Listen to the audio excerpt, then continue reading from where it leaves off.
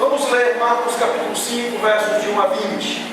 Diz assim a palavra do nosso Deus: Entre mentes chegaram a outra margem do mar, à terra dos Gerazenos. Ao desembarcar, logo veio dos sepulcros ao seu encontro um homem possesso de espírito imundo, o qual vivia nos sepulcros e nem mesmo com cadeias alguém podia prendê-lo. Porque, tendo sido muitas vezes preso com grilhões e cadeias, as cadeias foram quebradas por ele e os grilhões despedaçados. E ninguém podia subjugá-lo. Andava sempre, de noite e de dia, clamando por entre os sepulcros e pelos montes, ferindo-se com pedras. Quando de longe viu Jesus, correu e o adorou, exclamando com alta voz: Que tenho eu contigo, Jesus, Filho do Altíssimo? Conjuro-te por Deus que não me atormentes. Porque Jesus lhe dissera: Espírito imundo, sai desse homem. E perguntou-lhe: Qual é o teu nome? Respondeu ele: Legião é o meu nome, porque somos muitos. E rogou-lhe encarecidamente que os não mandasse para fora do país. Ora, passava ali pelo monte uma grande manada de porcos. E os espíritos imundos rogaram a Jesus, dizendo: Manda-nos para os porcos, para que entremos neles. Jesus o permitiu. Então, saindo os espíritos imundos, entraram nos porcos, e a manada, que era cerca de 2.000, precipitou-se em despenhadeiro abaixo, para dentro do mar, onde se afogaram. Os porqueiros fugiram e o anunciaram na cidade e pelos campos. Então saiu o povo para ver o que sucedera. Indo ter com Jesus, viram o endemoniado, o que tivera legião, assentado, vestido em perfeito juízo, e temeram. Os que haviam presenciado os fatos contaram-lhes o que acontecera ao endemoniado e acerca dos porcos. E entraram a rogar-lhe que se retirasse da terra deles. Ao entrar Jesus no barco, suplicava-lhe que fora endemoniado que o deixasse estar com ele. Jesus, porém, não lhe permitiu, mas ordenou-lhe: Vai para a tua casa, para os teus, anuncia-lhes tudo o que o Senhor te fez e como teve compaixão de ti. Então ele foi e começou a proclamar em Decápolis tudo o que Jesus lhes fizera, e todos se admiravam. Feche seus olhos, vamos orar. Senhor nosso Deus, grande Pai, grande Senhor das nossas vidas, nós te bendizemos, ó Pai. Nós nos alegramos aqui, reunidos na Tua presença, sob a direção, a Tua direção, a direção do Teu Santo Espírito. Ó Deus, que neste momento agora, diante da Tua palavra, Senhor, o Senhor nos permita colher ainda mais benefícios para as nossas almas do que já tivemos até aqui. Deus, a graça do Senhor nos trouxe aqui, nos animou os corações para estar aqui te cultuando. A Tua graça, ó Deus, nos permitiu cantar cânticos que, pela mediação perfeita de Jesus, são aceitáveis na Tua presença. Ó Deus, o Senhor já ouviu as nossas orações, já renovou os nossos corações do convencimento e da alegria do perdão. Ó Deus, e agora é o momento em que nós desejamos ser instruídos pela palavra do Senhor, para sairmos daqui não como entramos, ó Pai, mas para que possamos ter uma grande porção, ó Deus, de benefício, de graça da parte do Senhor, que nos ajude a mudar, a sairmos daqui para viver uma vida mais agradável, Senhor, a termos uma disposição que nos faça mais parecidos com Jesus. Ó Deus, ajuda-nos, dirige-nos quanto ao falar, de maneira como Teu servo somente seja dito aquilo que corresponde à Tua palavra, e de modo, ó Deus, que os Teus ouvintes nesta noite sejam sinceros, prontos e dispostos para ouvirem a palavra do Senhor com sinceridade, com prontidão, com disposição para vivê-la. É o que nós pedimos ao Senhor, não o nosso nome, que não somos dignos, mas o nome do nosso mediador perfeito, o Senhor Jesus. Amém, a Deus. Meus irmãos, no domingo passado nós nos ocupamos de Marcos, capítulo 4, versos 35 a 41. Nós olhamos para esse texto e vimos que é necessário olhar de maneira diferente para as tempestades, para as adversidades. Nós olhamos para elas como lugar da mudança. Nós vimos que as tempestades terríveis e difíceis que se lançam sobre nossas vidas, elas são permitidas por Deus, são usadas por Deus. O próprio Deus as permite nas nossas vidas para nos colocar na panela de pressão da mudança, para testar a nossa fé e ao mesmo tempo, não um teste com o intuito de reprovação, mas com o intuito de fazer-nos crescer na fé, de fazer com que a nossa confiança cresça nele, na medida em que nós estamos provando da desistência da nossa própria confiança, da confiança em nós mesmos. Esse texto trouxe para nós, na exposição de domingo passado, algumas razões do porquê esse lugar é utilizado, porque ele é tão necessário. Ele é necessário para testar a nossa fé, como eu acabei de dizer, mas também para destronar a nossa autoconfiança e autossuficiência. É isso que acontece conosco em momentos de tranquilidade. Nós nos acomodamos na confiança da nossa própria força.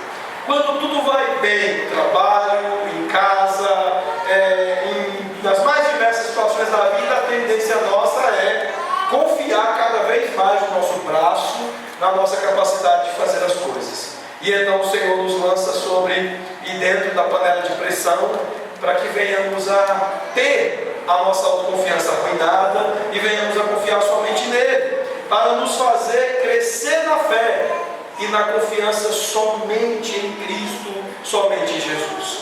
Agora nós estamos aqui num momento do texto em que há uma transição.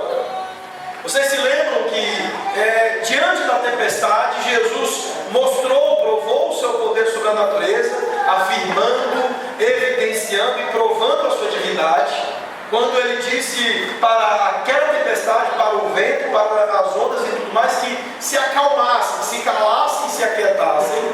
Então, depois disso, sucedeu uma grande calmaria. E agora ele se vê, segundo o começo desse capítulo 1, em um outro lugar.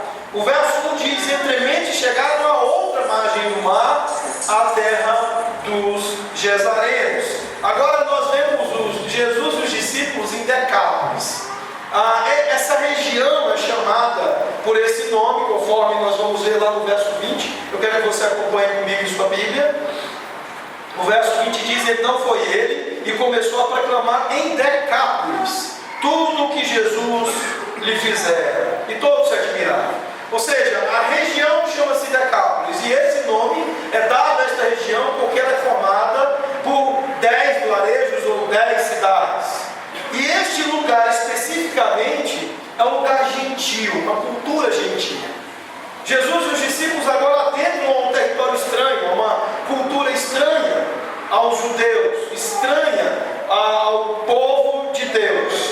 Eles depois acabaram se tornando o povo de Deus, esses gentios, mas naquele momento era um povo estranho. Era uma cultura que ela própria poderia se mostrar como uma espécie de tempestade. Nós poderíamos chamar uma região gentia de uma tempestade cultural. Tamanhas e agudas eram as diferenças que haviam entre as práticas judaicas e as práticas gentias. E então é nesse lugar que eles se encontram. E eles vão se deparar, segundo o texto, com outro tipo de tempestade, ou de dificuldade, ou de adversidade. Agora, eles estão diante deles com uma tempestade espiritual, um caso de possessão demoníaca. E não era qualquer possessão. Eu gostaria de começar falando com os irmãos aqui, hoje à noite, nós falaremos sobre o poder de Jesus para transformar as nossas vidas, mas eu gostaria de começar falando sobre a dificuldade que nós temos de mudar.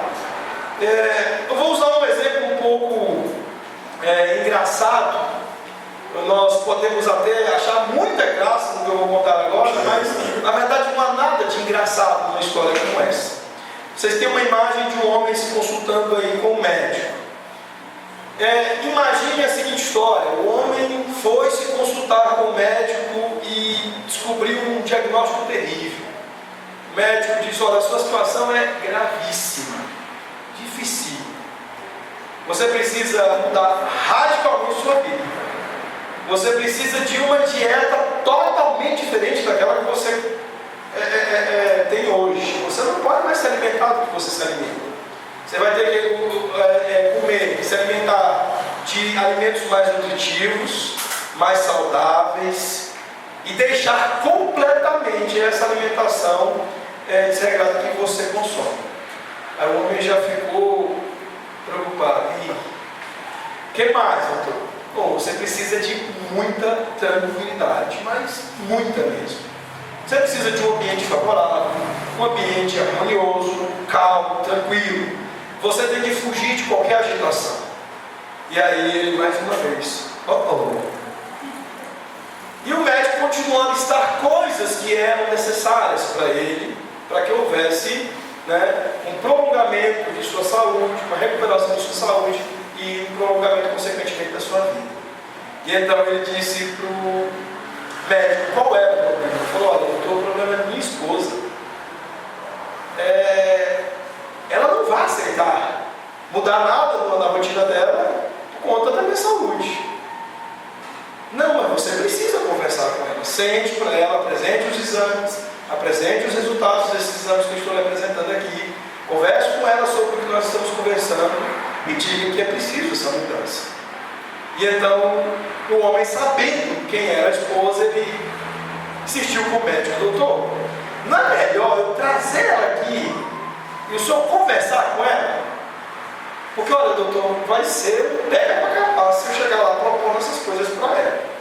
Vai ser muito difícil. Aí o médico, compadecido desse senhor, então disse, a ele que ele podia trazer a esposa dele. Ele falou: doutor, eu vou fazer o seguinte, eu irei trazê-la, ela vai descer do carro, subir e vai conversar com o senhor. Eu não quero nem estar aqui presente para não sofrer danos. Então, aconteceu do mesmo modo. A mulher, ele levou-a no carro, deixou-a na porta da clínica, ela entrou, foi conversar com o médico e ele ficou no carro esperando. Quando ela desceu com uma cara fechada, entrou no carro, bateu a porta e aí até ele meu pai falou: ei, meu bem, o médico conversou com você? Conversou, porque eu tenho péssimas notícias para você. Você tem apenas 30 dias de vida. É muito difícil mudar. Não é fácil fazer grandes mudanças nas nossas vidas. E situações como essas são mais frequentes do que a gente imagina. Porque é muito difícil para as pessoas mudarem. A maioria das pessoas até desejam mudar, mas elas não têm ou encontram facilidade para isso. Esse texto de Marcos 5 que nós começamos hoje é um texto que nos fala de 3 episódios de 3 personagens envolvidos em situação das chamadas situações imutáveis. Do tipo que você olha e vira e fala: não tem jeito. E quais são essas situações? Essa primeira de hoje é um homem possesso por demônios. Depois da sequência do texto nós vamos ter uma mulher com uma grave enfermidade, daquelas também muito difíceis e que nós costumeiramente consideramos imutáveis, e uma menina morta. O que as pessoas fariam normalmente com situações desse tipo? O homem possesso leva-se para um sanatório, interna-se em uma instituição psiquiátrica. São as medidas costumeiras. Na época de Jesus ficavam isolados, como esse homem estava absolutamente isolado no cemitério. Uma mulher gravemente doente é colocada na ala dos terminais. E uma menina morta vai para o cemitério. Mas o que nós vamos encontrar nesse texto? Nós vamos encontrar esperança. Nós veremos Jesus atuando com casos improváveis, com casos em que normalmente a palavra seria de imutabilidade da situação deles. Jesus transformando e mudando a situação dessas pessoas, dessas personagens em situações tão difíceis. Não há incuráveis para Jesus. Não existem pessoas que para Jesus possam ser consideradas incuráveis. Até aquela mulher naquele carro, se aquele marido confiasse, crescesse mais no Senhor Jesus, se ela se dispusesse a isso, haveria mudança, quem sabe o pobre vivesse mais. O fato é, não há pessoas incuráveis para Jesus. Jesus é mais do que suficiente para cada situação. É isso que nós vamos aprender aqui neste capítulo 5. Se soubéssemos mais sobre o poder de Jesus, de Cristo, de mudar as pessoas, nós seríamos maníacos por evangelismo. E meus irmãos, cá para nós não somos. E isso revela a nós alguns problemas, e possivelmente um deles é de que nós não entendemos ou não cremos o suficiente sobre o poder, sobre a capacidade de Jesus de mudar as pessoas. Nós olhamos para a situação do nosso país hoje e nós vemos uma crença mesmo entre evangélicos muito mais baseada na confiança entre as coisas, os rudimentos do mundo e as coisas que nós podemos fazer, do que numa confiança de Jesus, mudar o Brasil, de mudar as pessoas.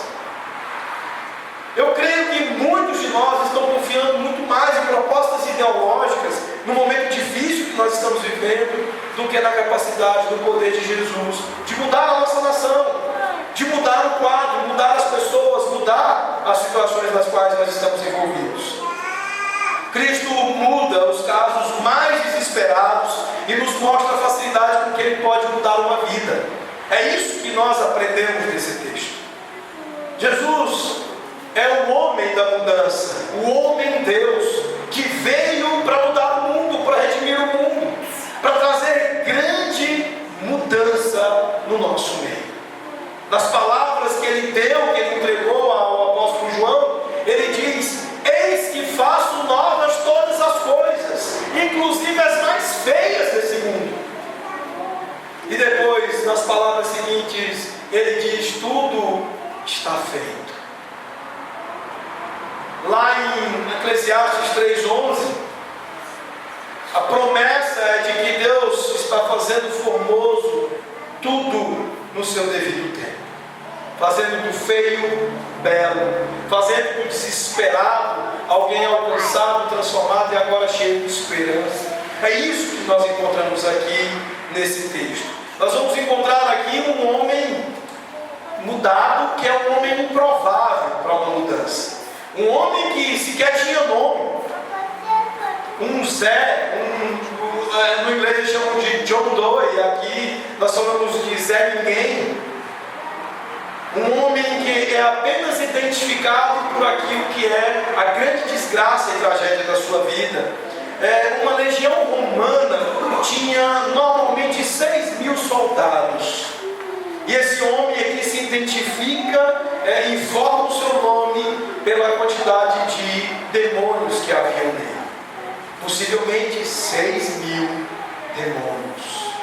Os irmãos conseguem vislumbrar um quadro tão trágico, tão terrível como esse? No capítulo 4, Jesus ele acalmou uma tempestade no mar. Mas agora o Senhor ele está diante de uma situação em que Ele tem que acalmar a tempestade no coração de um homem, em um coração humano. Se a tormenta que se lançou sobre aquele mar, como a tempestade foi algo terrível, imagine a tempestade no coração desse homem, movida, agitada por 6.000 demônios. Meus irmãos, se é um grande milagre quando Jesus acalma a tempestade no mar, imagine o tamanho do milagre quando Jesus acalma a tempestade no coração e na vida de um indivíduo como esse aqui. Nós precisamos ouvir uma advertência ao mesmo tempo que olhamos para esse texto.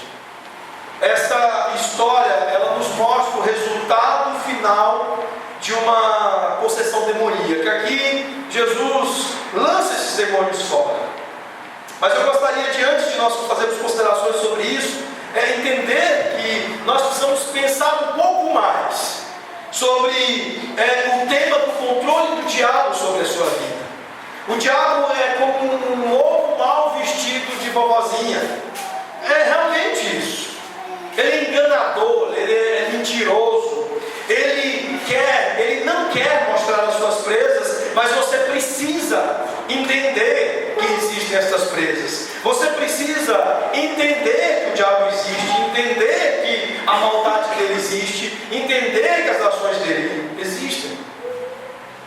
Antes de olharmos a grande transformação que Jesus faz aqui,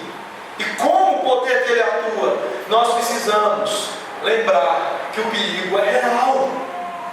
Nós sabemos que tempestades naturais são extremamente prováveis. Nós sabemos que dificuldades e tempestades nas nossas vidas também serão normais e naturais.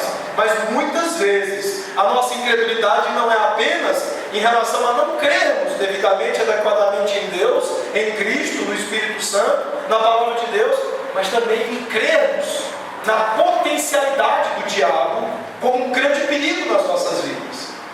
Não como um domínio, mas como um risco, como algo que certamente estará nos assediando e nos sendo um risco.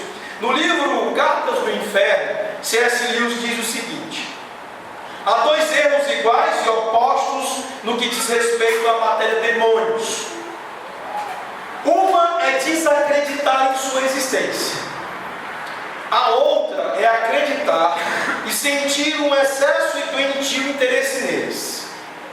Os mesmos demônios ficam igualmente insatisfeitos pelos dois erros e, portanto, contemplam um materialista e um místico com o mesmo prazer. Isso é muito sério. Isso é muito sério. Se nós queremos crescer como igreja, nós temos que nos concentrar em Jesus. Certamente é isso que nós fazemos. Há uma centralidade de Cristo no nosso culto, nas nossas canções, nas nossas pregações, nas nossas aulas. Nós, o tempo todo aqui, estamos ocupados com Jesus. Mas é preciso lembrar que os demônios se acovardam à sua vista, mas que diante da fraqueza da influência e da centralidade de Jesus nas nossas vidas, eles podem se agigantar, eles podem encontrar espaço.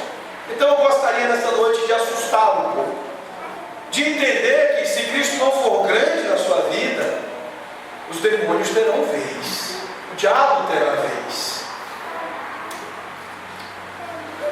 Primeira coisa que eu gostaria que nós olhássemos nesse texto está nos versos 1, 2 e 5. Entre mentes chegaram à outra margem do mar, à terra dos Gerazenos. Ao desembarcar, logo veio dos sepulcros ao seu encontro um homem possesso de espírito imundo. Andava sempre de noite e de dia, clamando por entre os sepulcros e pelos montes, ferindo-se com pedras.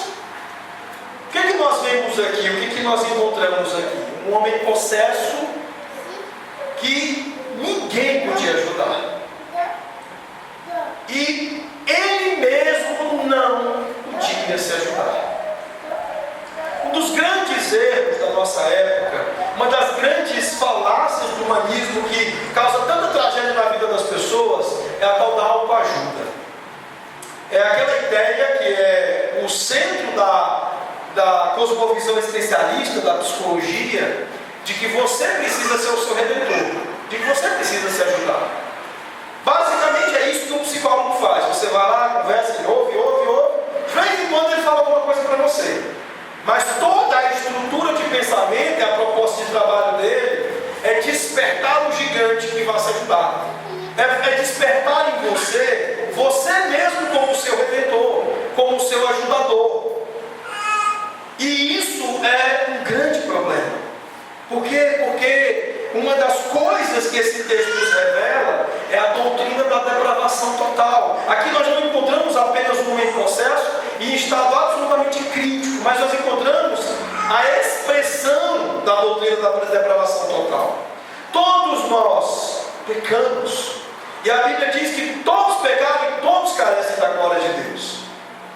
Não há um justo, um sequer. Este homem está no nível mais esculhambado que a vida pode atingir diante de Deus. Mas todos os homens sem Deus estão na mesma situação. Estão numa condição em que não podem se ajudar. E essa é a primeira coisa que nós precisamos aprender para mudarmos. A mudança vai começar quando você reconhecer que você não tem poder para se ajudar, que você não tem poder para produzir na sua própria vida a mudança de que você precisa.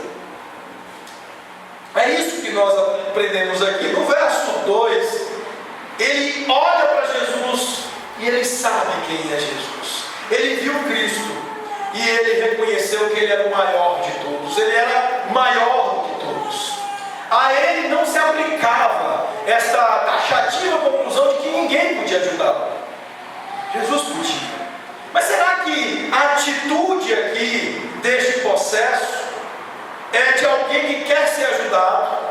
Vamos olhar direito para os versículos e ver se é isso que nós encontramos aqui. Olha só: entre mentes chegaram a outra margem do mar, à terra dos Gerazenos. Ao desembarcar do alvoeiro dos sepulcros ao seu encontro, um homem possesso de espírito imundo. E agora veja comigo o verso 3: o qual vivia nos sepulcros e nem mesmo com cadeias alguém podia prender, porque tem sido muitas vezes preso com grilhões e cadeias, foram quebradas por ele, os grilhões despedaçados, e ninguém podia subjugá-lo.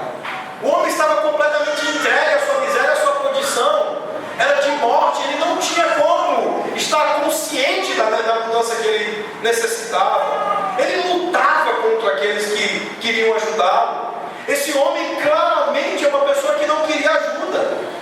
E o texto claramente nos diz aqui, veja no verso 7, exclamando em alta voz: que tenho eu contigo, Jesus, Filho do Deus Altíssimo? Conjuro-te por Deus que não me atormentes. Antes, vocês se lembram que aos momentos os demônios já estavam se manifestando e reconhecendo quem Jesus era e atormentados com o que ele estava fazendo.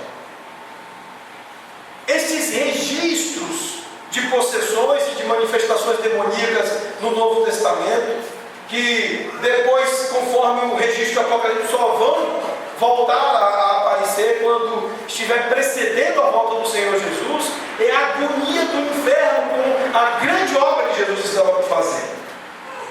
Então aqui nós não vemos um homem querendo mudança.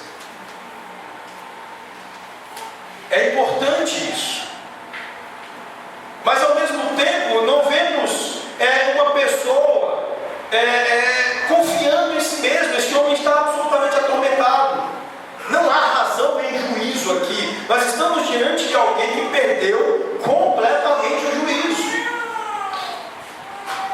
O que nós encontramos aqui, meus irmãos, é o fato de que um homem pode chegar a uma situação absurda.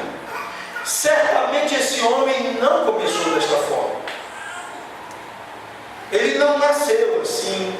Ele não começou a sua vida assim. Do mesmo modo que nenhum assassino começa a sua vida perguntando na maternidade como é que ele pode matar pessoas. Nós não vemos bebezinhos ou crianças da infância já planejando a sua futura vida de crimes.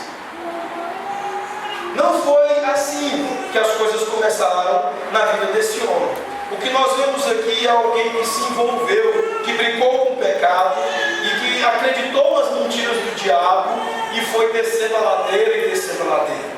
Alguém que experimentou no mais alto nível a espiral descendente do pecado, de Romanos capítulo 1, versos 18 a 32, quando claramente o texto deixa-nos claro que o pecado chamou do pecado, que você vai descendo e descendo e não há limites quando você começa a se envolver com o diabo, com o pecado. 2 Coríntios 11, 14, Paulo deixa claro que nós não devemos nos admirar com as artimanhas de Satanás, com aquilo que Satanás é capaz de produzir como ardil para envolver as pessoas. Ele diz, e não é de admirar, porque o próprio Satanás se transforma em anjo de luz. Um homem pode se envolver com o pecado e com o diabo e começar a arruinar a sua vida, achando que está se envolvendo amorosamente com a Gisele Bündchen. Pastor, mas ela é linda demais. É porque o senhor não viu. Ela não é crente, pastor, mas olha, é uma mulher maravilhosa. É assim que o diabo trabalha. Ele não manda para você uma marmita de lavagem. Ele manda para você algo com aparência de caviar. É assim que ele vai te seduzir. É isso que Paulo está dizendo aqui. E foi certamente assim que a ruína desse homem começou.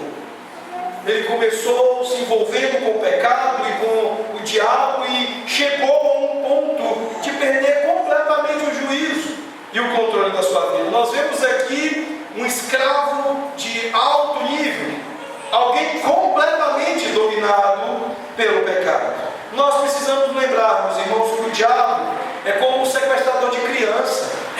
Ele é sedutor, ele vai oferecer balas para você, ele vai vestir-se do personagem do tio bonzinho, gentil, que promete aventuras e mais aventuras para você nessa vida. E foi certamente assim que esse homem começou.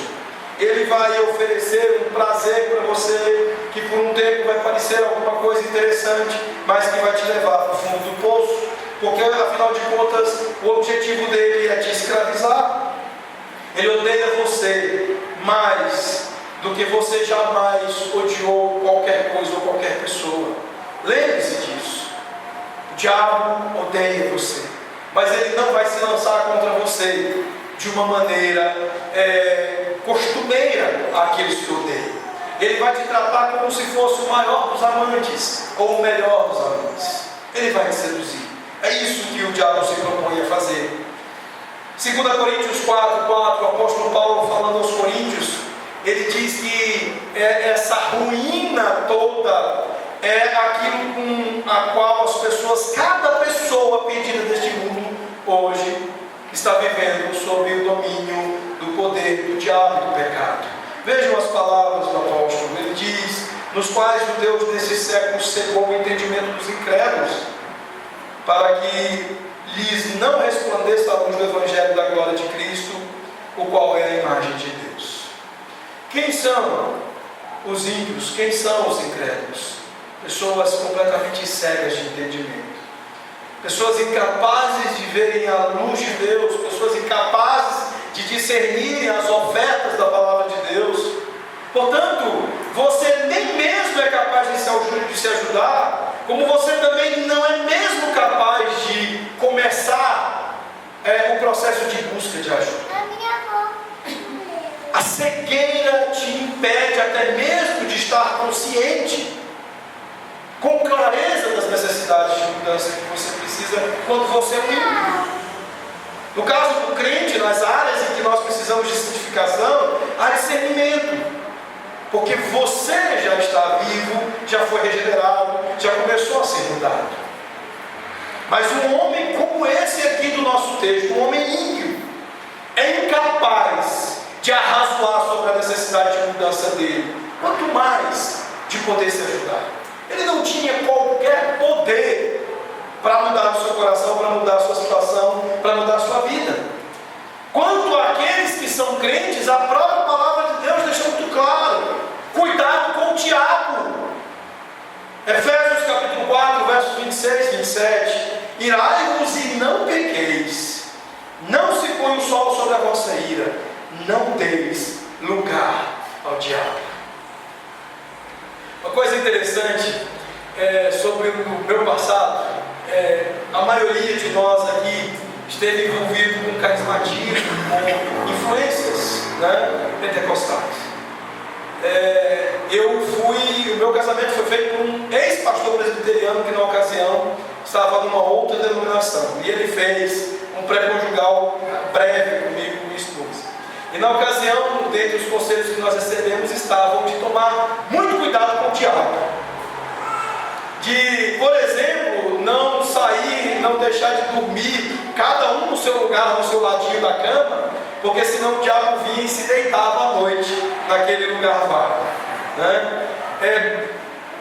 descartando-se estes exageros, descartando-se estas inscrições não escritas, ou essas declarações não escritas da palavra de Deus.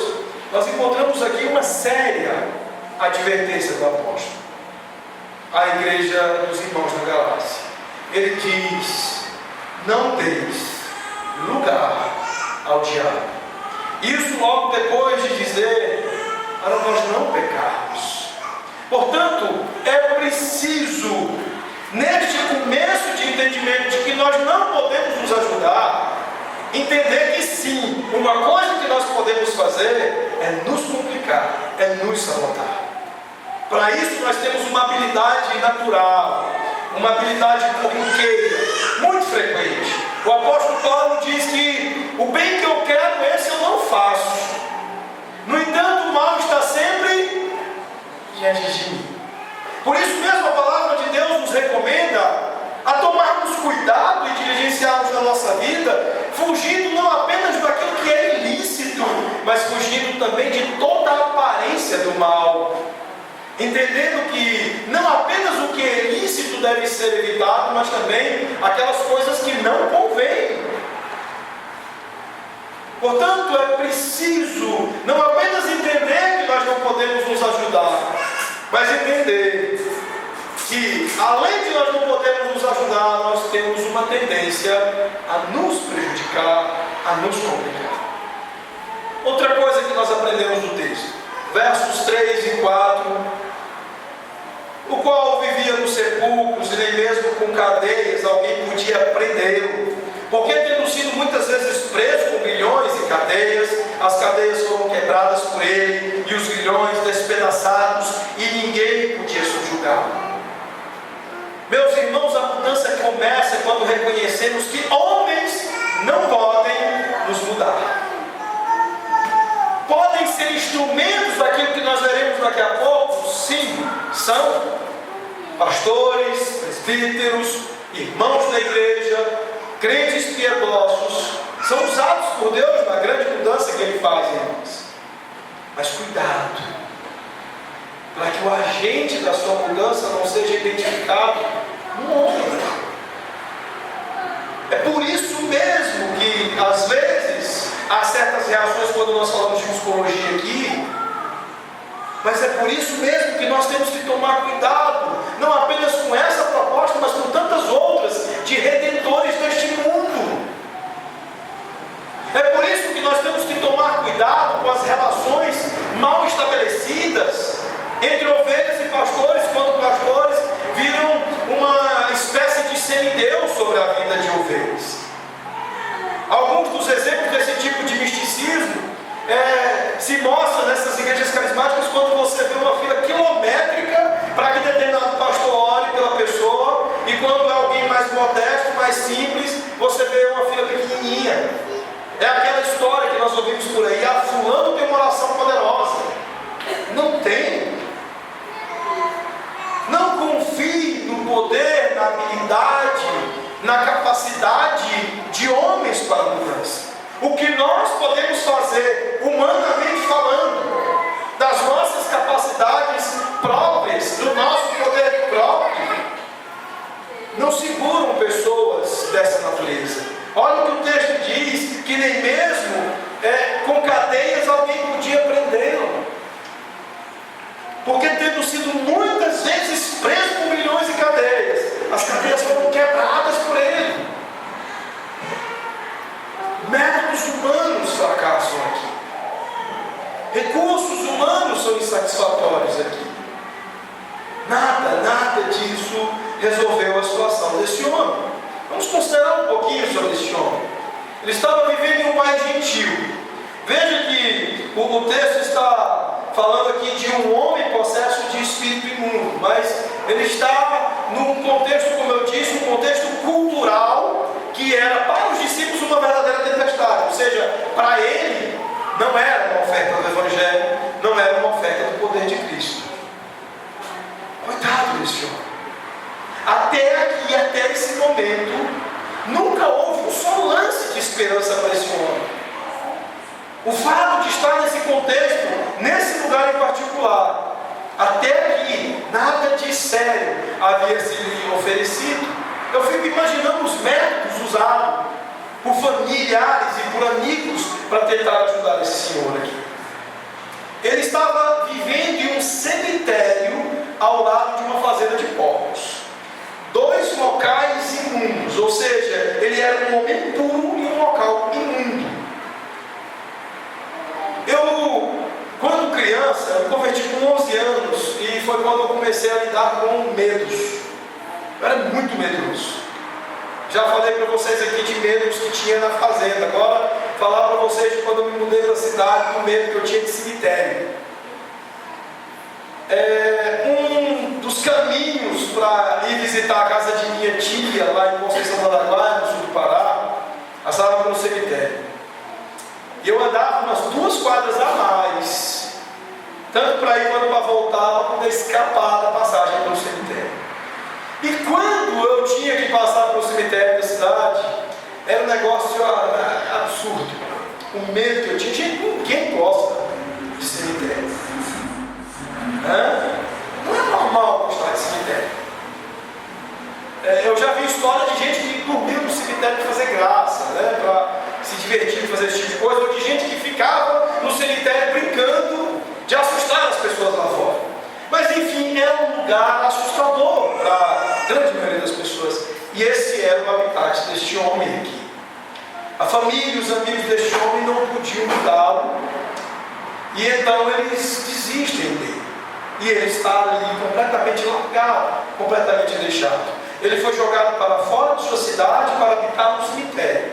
Vocês sabem que pouquíssimos lugares nós encontramos cemitérios dentro e cravados dentro das cidades, porque eles estavam fora da cidade, a cidade cresceu, os engoliu. Mas em cidades pequenas não é nada normal um cemitério dentro da cidade. Eles normalmente colocam o cemitério fora, ou nas divisas, nos limites da cidade. É lógico, a cidade cresce, acaba por os engolir. Mas então este homem certamente estava ali num local fora da cidade. E ali ele é esquecido, ele é atormentado, e a sua condição é terrível. E ninguém podia ajudá-lo. Não há dúvidas no texto de que a família e os amigos tentaram ajudar esse homem.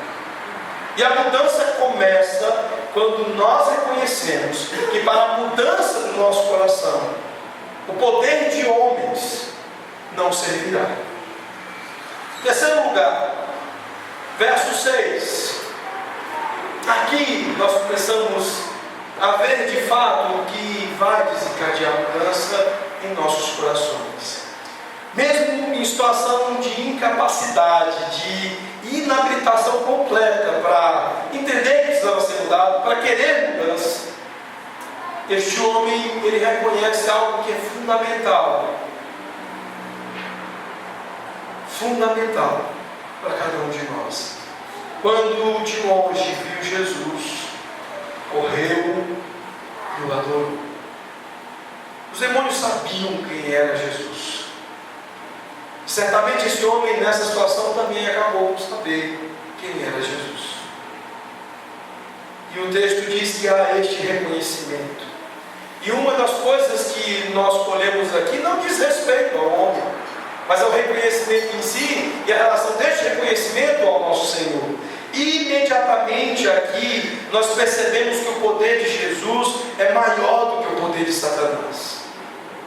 E é assim que a mudança começa. A mudança começa quando reconhecemos que não podemos mudar sem o poder de Cristo. A mudança começa quando nós reconhecemos que nada, absolutamente nada, é maior do que o poder de Jesus.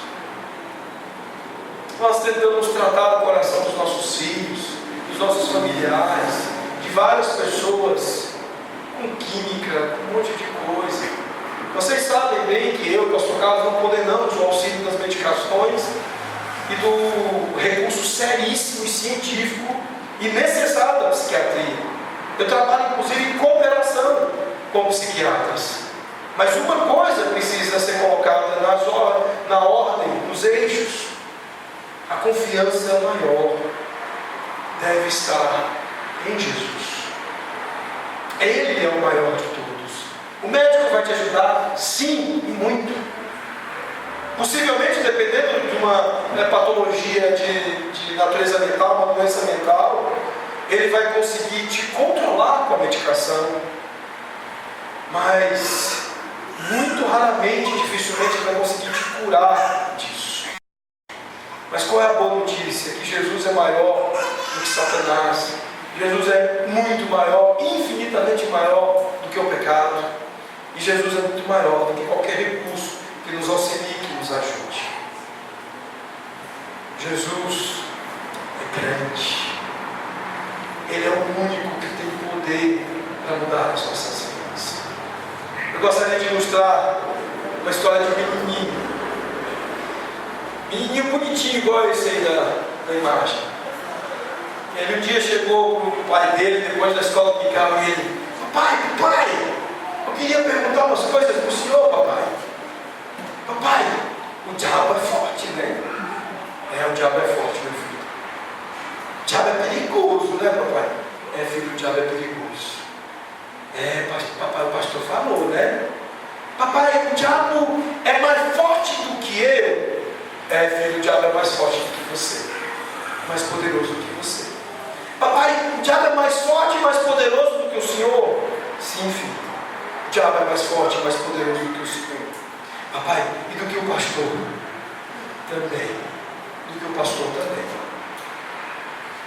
Mas papai, o diabo é mais poderoso que Jesus? Filho,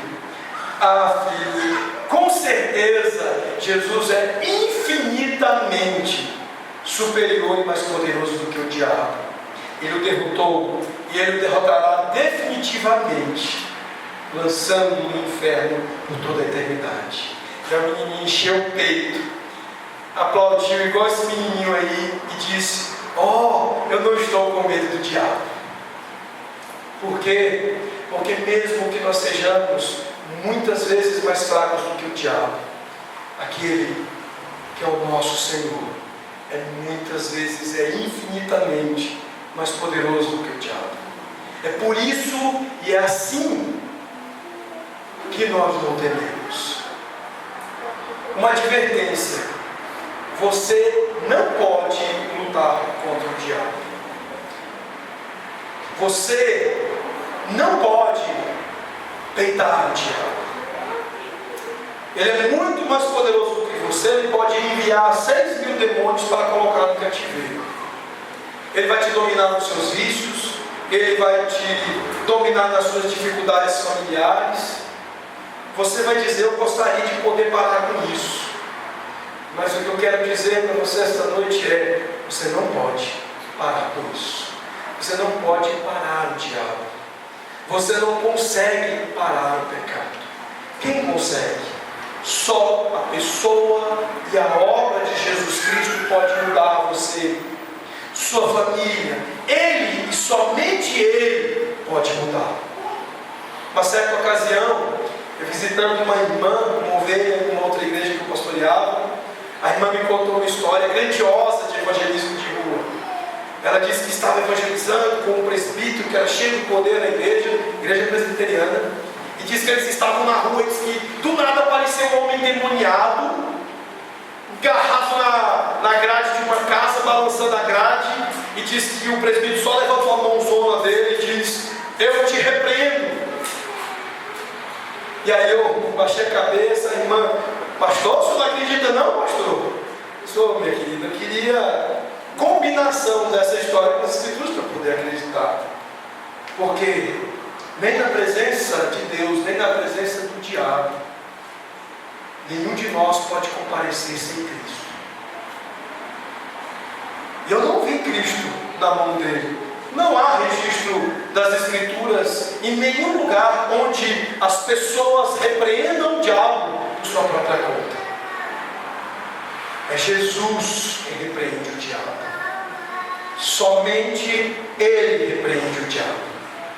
Não ouse comparecer nem na presença de Deus e nem na presença do diabo sem Cristo.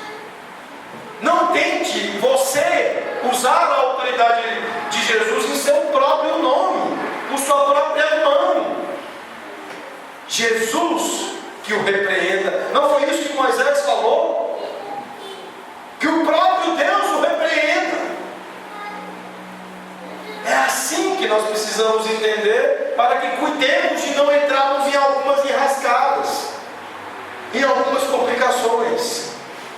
Portanto, meus irmãos, Jesus disse em João 15, verso 5: sem mim nada podeis fazer. É preciso crer e agir conforme essa crença nestas palavras do Senhor. É preciso entender que somente Ele pode fazer. Sem Ele, nós não podemos nada. Napoleão Bonaparte, todos sabem quem é, ele disse o seguinte: Alexandre, César, Carlos Magno e eu mesmo fundamos impérios, mas a base de que firmamos as criações do nosso gênio, a base da força. Só Jesus Cristo fundou o seu reino à base do amor, e até hoje milhões de homens morreriam por ele, porque só Ele pode fazer o que todos esses milhões de homens precisavam e o que cada um de vocês precisa esta noite. Ele é o único que é capaz de fazer sobre toda a história da humanidade, sobre toda a face da terra, aquilo que precisamos, a mudança de que precisamos. O poder de Jesus Cristo é visto nas vidas transformadas de cristãos de todas as épocas. Você sempre poderá ver um cristão verdadeiro, porque eles têm experimentado o poder de ressurreição de Jesus Cristo. Você vai sempre poder contemplar mudanças, porque é isso que Jesus está fazendo. Eis que faço novas todas as coisas, tudo se tornando formoso no seu tempo. O que é feio está ficando belo, o que é cheio de desesperança está se enchendo de esperança. É isso que Cristo está movendo e fazendo entre nós. E o texto nos ensina uma última coisa, de uma atitude nossa sobre isso. Ele diz que nós precisamos dizer ao mundo que Jesus Cristo tem poder para mudar os casos perdidos. Vejam comigo os versos 16 em diante. Os que haviam presenciado os fatos contaram-lhes o que aconteceu ao endemoniado e acerca dos porcos, e entraram a rogar-lhes que se retirassem da terra deles. Ao entrar Jesus no barco, suplicava-lhe o que for endemoniado que o deixasse estar com ele. Jesus, porém, não lhe permitiu, mas ordenou-lhe: vai para a tua casa, para os teus, anuncia-lhes tudo o que o Senhor te fez e como teve compaixão de ti. Então ele foi e começou a proclamar em Decápolis tudo o que Jesus lhe fizera, e todos se admiravam. O que é que nós olhamos sobre esse testemunho aqui? Em primeiro lugar, não se surpreenda se o mundo não quiser ouvi-lo. Os versos 16 e 17 mostram pessoas querendo que essa história de mudança de vida fosse para longe. As pessoas, algumas estavam olhando para a situação dos porcos perdidos, do prejuízo, e não da mudança que houve na vida daquele homem. Se ele já não importava para eles antes, por que queria importar agora? Nós perdemos os porcos, sai daqui que o Senhor está nos causando prejuízo. E algumas pessoas não vão querer ouvir vocês sobre o fato de que Cristo tem poder para mudar suas vidas. Por quê? Porque alguns preferem ficar com os porcos. Porque alguns vão perseguir o custo da sua vida, quererem continuar com o custo de suas vidas no pecado, do jeito que estão. É impressionante como em algumas igrejas, se o pastor quiser encurtar a sua temporada, basta começar a confrontar pecado, a pregar sobre mudança de vida, a pregar sobre santificação, e certamente o seu pastorado ali será muito curto. Muitas pessoas, inclusive ditas crentes, não estão dispostas a ouvir esse testemunho. Não se surpreenda com isso. Em segundo lugar, nós precisamos entender que nós normalmente não desejamos ir por fronte. Esse homem aqui, ele vira para Jesus e diz: Senhor, eu quero ir com o Senhor, eu quero ir contigo. Vocês se lembram de domingo passado que eu disse que dentre as muitas tempestades nas vidas dos discípulos, uma delas certamente estava envolvida com a decisão de seguir a Jesus. Largaram dinheiro para trás, patrimônio para trás, deixaram famílias, posições e ocupações. O discipulado de Cristo custa caro. E a grande verdade, meus irmãos, sejamos sinceros, é que a grande maioria de nós não está disposto a esse nível de envolvimento. Agora, nós vemos aqui um homem que está disposto, sobretudo, a fazer a vontade de Jesus. Porque o desejo dele era ir para o fronte, era acompanhar Jesus. Mas Jesus disse para ele: não, você vai lá para a sua família. Agora Jesus inverteu aqui. E deixa claro que nós precisamos nos ocupar de fazer a vontade dele. Jesus está no comando sempre, e é bom fazer o que ele manda. Verso 19, ele diz: vai para a tua casa, para os teus, anuncia-lhes tudo que o Senhor te fez e como teve compaixão de ti. É isso que você tem feito com os seus familiares? É isso que você tem feito com a sua família? Você tem testemunhado de que só o poder de Cristo pode mudar corações? Só Jesus pode acalmar as tempestades terríveis que assolam corações humanos? É esse o testemunho que você tem dado aos seus familiares? Se não, meus irmãos, é hora de começar a fazer. Se Jesus tem mudado a sua vida, vá como um mendigo, dizendo a outro mendigo onde encontrar pão. Vá lá e diga: olha, Jesus, só Ele pode mudar. Você sabe aquele momento em que você se depara com uma grande tempestade na sua vida, com uma grande ameaça, e você diz: quem pode me ajudar? Você sabe quem é. Então, testemunhe isso.